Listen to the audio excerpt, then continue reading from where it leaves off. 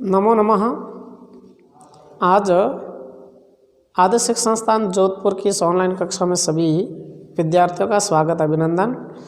आज अपन कक्षा 9वीं विषय संस्कृत व्याकरण का भाग 8 का हम अध्ययन करेंगे। पूर्व वीडियो में हमने संधि के परिभाषा और उसकी व्युत्पत्ति और उसके भेद और उसके पद यानी चरणों के बारे में हमने अध्ययन किया। आज हम अच संधि के बारे में हम अध्ययन करेंगे कि अच संधि कितने भेद हैं, क्या परिभाषा है, कौन कौन से होते हैं। तो आज हम संधि पहली लेंगे संधि प्रकरण के अंदर अच संधि।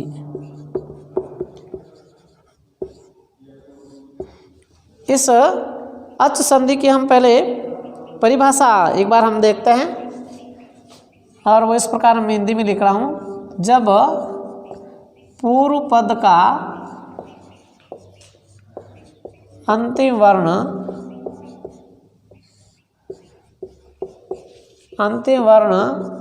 स्वर हो तथा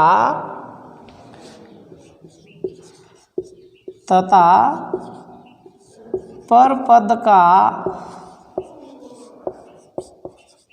प्रथम वर्ण भी स्वर हो और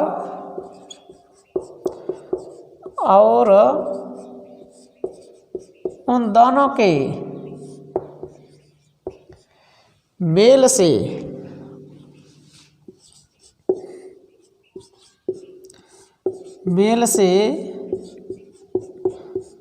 जो परिवर्तन होता है या जो विकार होता है, उन दोनों के मेल से जो परिवर्तन होता है या विकार होता है उसे अच संधि कहते हैं।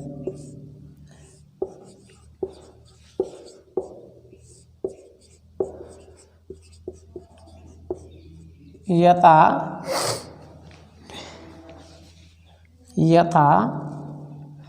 हम लिख सकते हैं हेमधन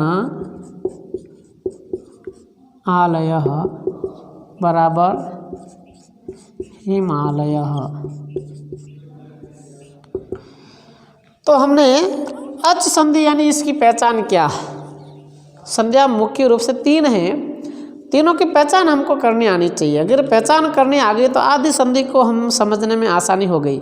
स्वर संधि का मतलब भी क्या है। संधि में 2 पद मुख्य हैं, बार बार आएगा पूर्व पद और पर पद, ये बार बार शब्द चलेगा संधि में। संधि को समझने के लिए अच संधि को समझना यानी स्वर संधि। स्वर संधि का मतलब ही है कि पूर्व पद में भी स्वर होगा और पर पद में भी स्वर होगा।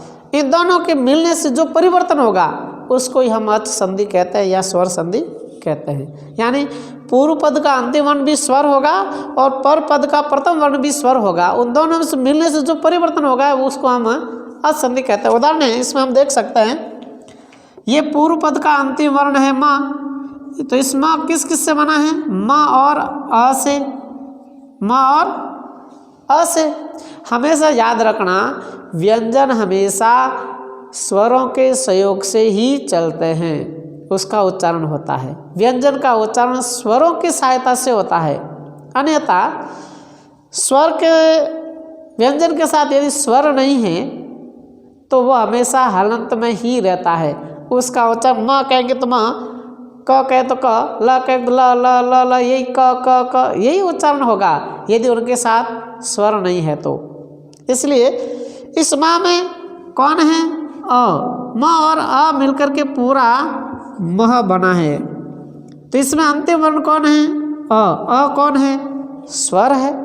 और दूसरी बात हमने लिखी कि पर पद का प्रथम वर्ण भी स्वर हो। तो अंतिम वर्ण प्रथम पूर्व पद का अंतिम वर्ण अ और ये पर पद का प्रथम वर्ण भी कौन है, आ।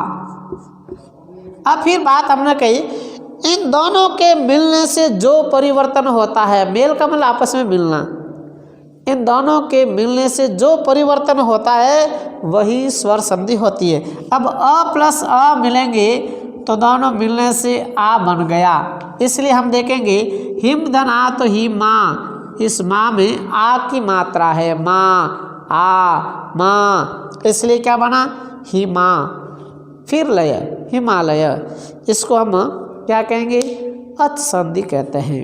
यानी कहने का अर्थ क्या है, पूर्व पद का अंतिम वर्ण म हो स्वर हो और पर पद का भी प्रथम वर्ण भी स्वर हो और उन दोनों के मेल से जो परिवर्तन होता है उसे हम अच संधि या स्वर संधि कहते हैं।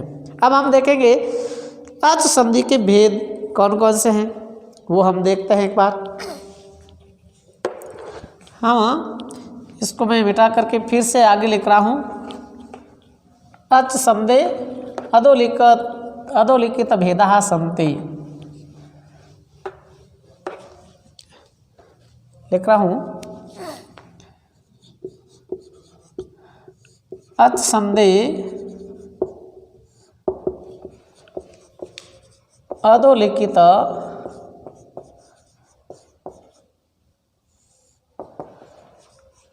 भेदा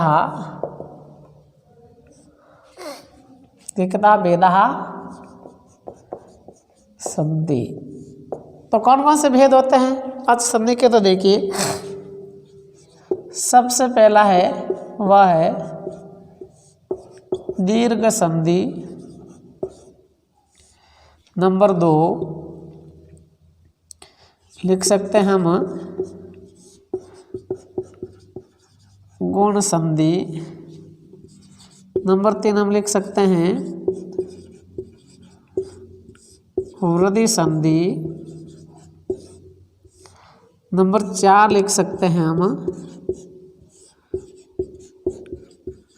यण संधि, नंबर 5 लिख सकते हैं हम अयादि संधि, नंबर 6 लिख सकते हैं हम पूर्व रूप संधि,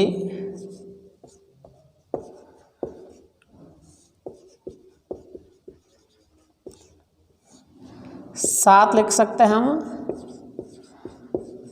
पर रूप संधि,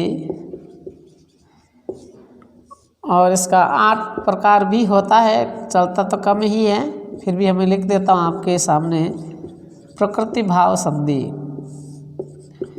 हालांकि पाठ्यक्रम में है ही नहीं, पाठ्यक्रम इनमें से भी सब आपके नहीं है, इसमें 5 संधि ही आपके पाठ्यक्रम में चलेगी। और इस वर्ष तो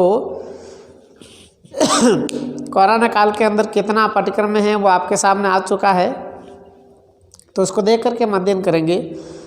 तो आज हम एक बार हम आगे पहली संधि का जो है दीर्घ संधि, इसका हम सूत्र और इसकी परिभाषा लेकर के हम छोड़ेंगे, फिर हम आगे वाले वीडियो में हम और आगे अध्ययन करेंगे।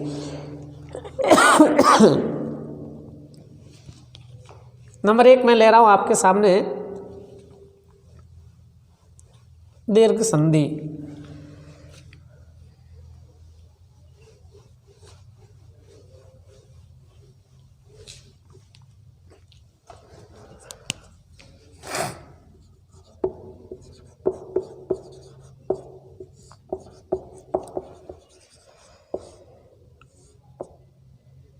इस